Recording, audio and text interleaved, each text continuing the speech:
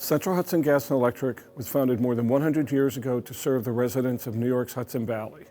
When we're doing our job well, you don't even know we're doing it. The lights turn on, your house stays warm, things just work.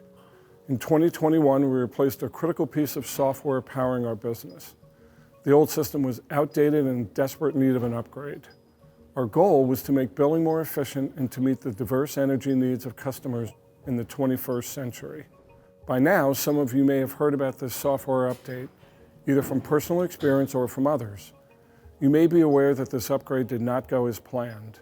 First, I want to acknowledge the stress and confusion we have caused. No system of this size is perfect, but for too many of you, it didn't work well, and our efforts to remedy the issues were not fast enough.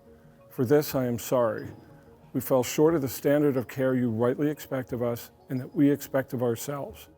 We've heard you, and everyone at Central Hudson, from management to our field crews to our customer service representatives, are committed to making things right. Our teams are working around the clock to fix what was broken and are continuing to make improvements.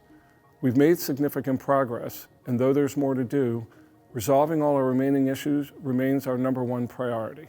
Know that all of us, myself included, are fully committed to restoring trust with the community we have served for over 120 years.